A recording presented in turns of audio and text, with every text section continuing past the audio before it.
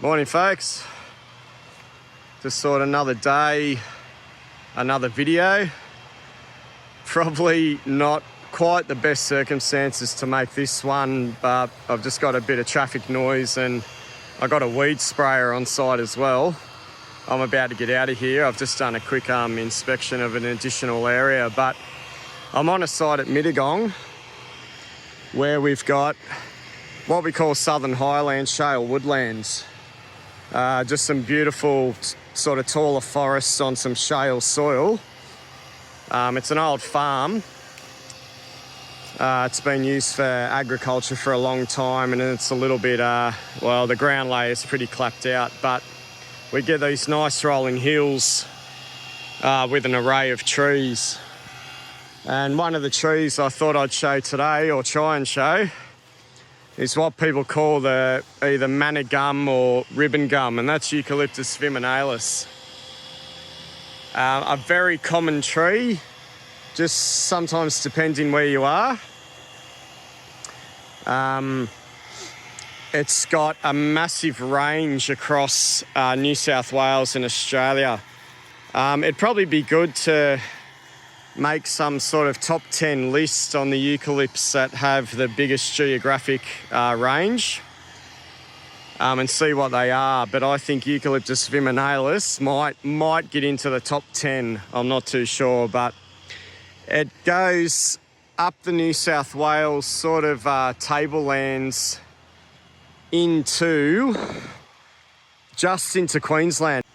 It looks like it punches through there on the tablelands around Warwick and sort of stops around there. But then it's got a massive prevalence all through New South Wales, down to Victoria. It's very common in Victoria, punching through pretty much, I'd say about 3/4 of the state, with the exception of the northwest. That would be northwest. And then it gets into South Australia, Adelaide, Kangaroo Island, west to about whatever's just west of Adelaide there. And then it's all through Tasmania. It's through the eastern half of Tasmania and the north coast as well. So it's got a pretty big geographic range. It's just one of those trees that it's good to learn because it rocks up everywhere. It goes into the central parts of New South Wales. It's common on the creek lines. I've seen it as far west as maybe Dubbo and Narrabri, and I'm not sure how further west it goes from there. But it does well and surely get into the western, or the central parts of New South Wales. Try not to get this gentleman in my photo, but this is some down here. They get nice and big. Viminalis, they're a gum, and they sort of have a sock of bark on the bottom a lot of the time, and then there's a whole heap of ribbons up above. So they have this sock of fibrous bark a lot of the time. You can see I'm pulling off these big chunks, and then you've got a smooth white upper trunk, and that's what is one sort of identifying feature for them. And I know we've got a few eucalypts that do that, but this is one that has a really white trunk, and most of the time a sock of bark. And then you've got to look for these ribbons, these sort of ribbons that come down, and that's why we call it ribbon gum or manna gum. There's a couple of gums that get called ribbon gum and manna gum, but I think a lot of people like to call this one manna gum. I tend to call it ribbon gum. And you just see those ribbons there. Now, one of the discerning things for viminalis, which I run with, is a general narrow canopy. The leaves are sort of on the narrow side.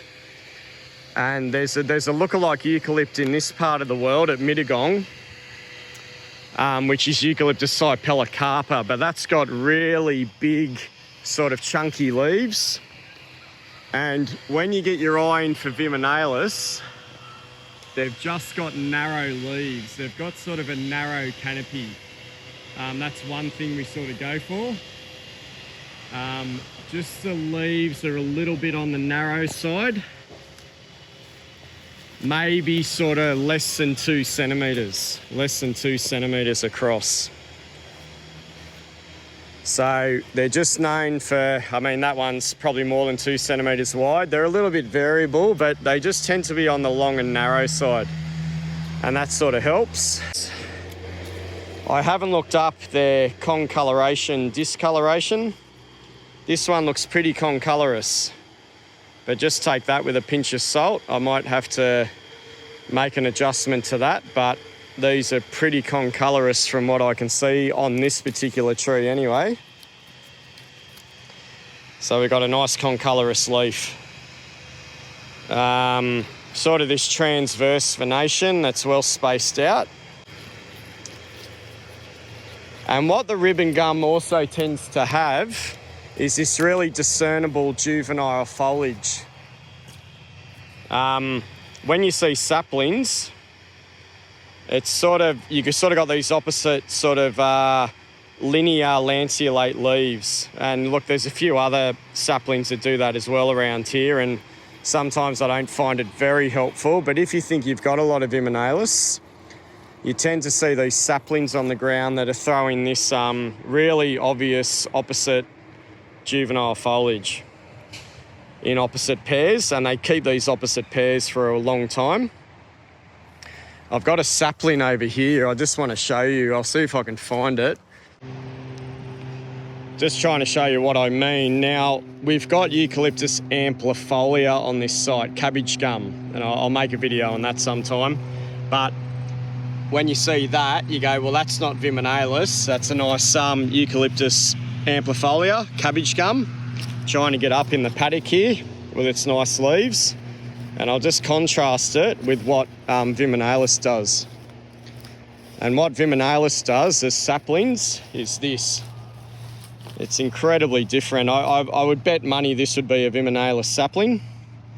So this is its typical appearance, and it's also a helpful ID feature that you know you've got viminalis around.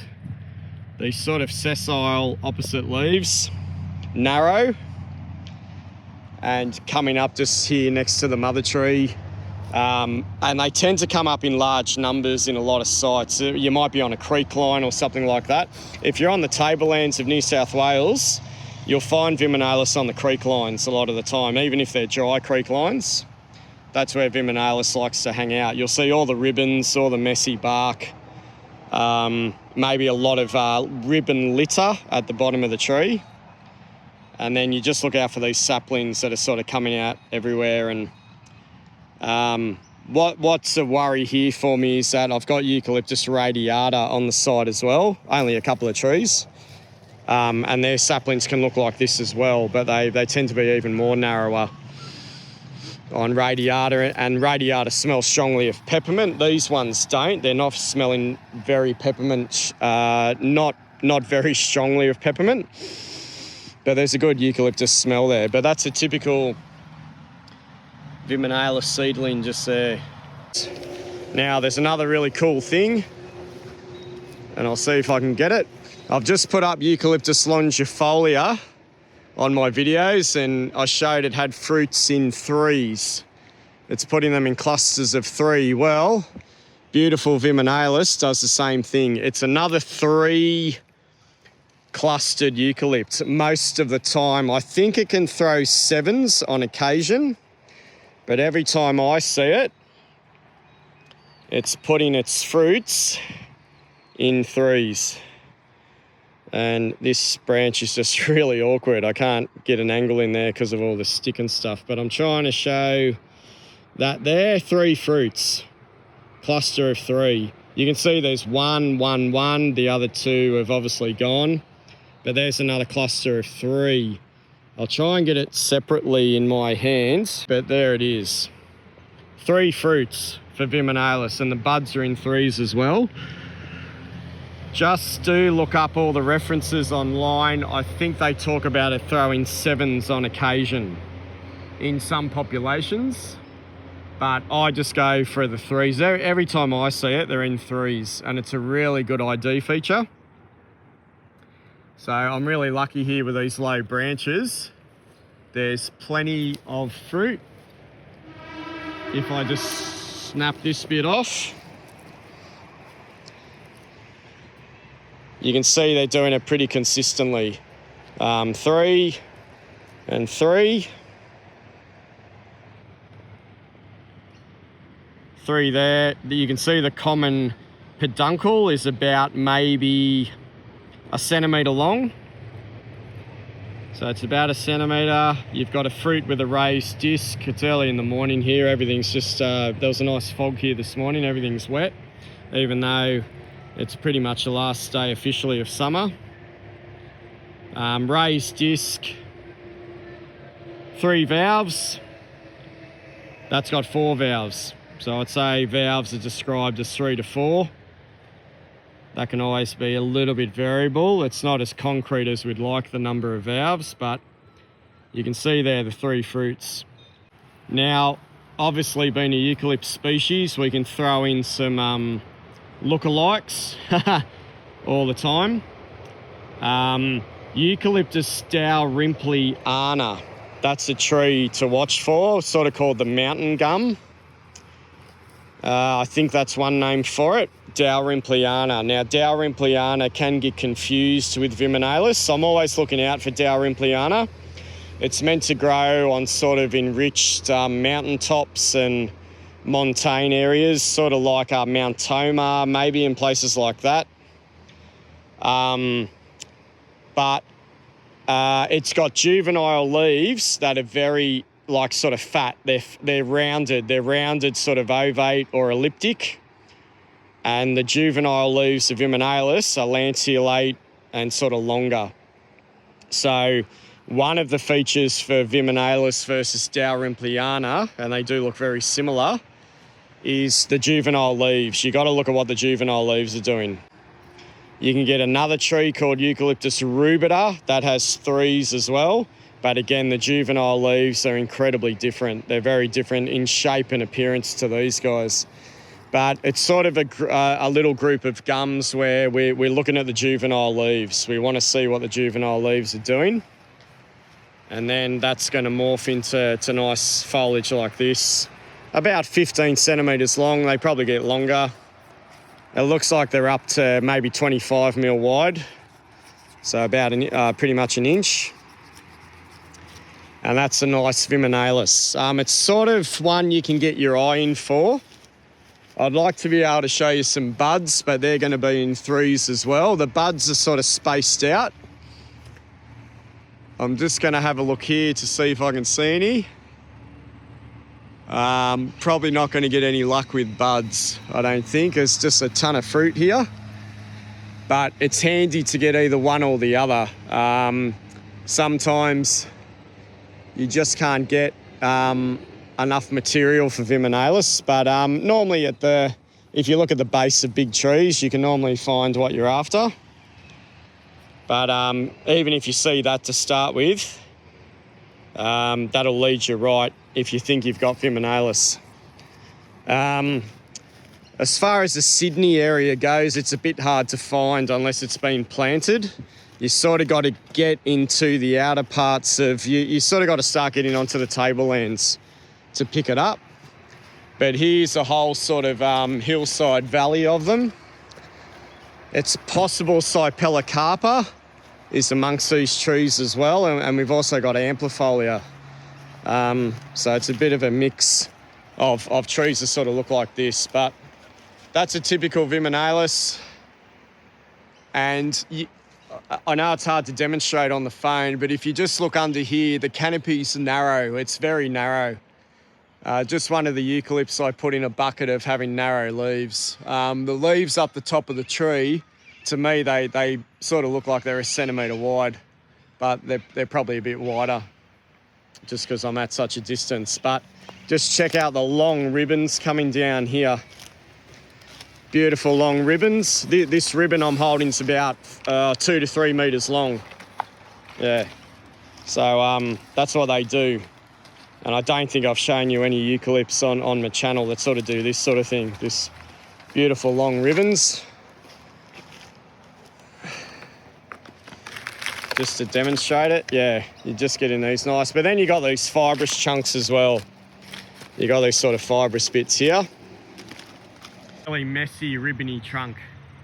All those ribbons coming down there. So that's really good for viminalis. There's a radiata next to it, Eucalyptus radiata there.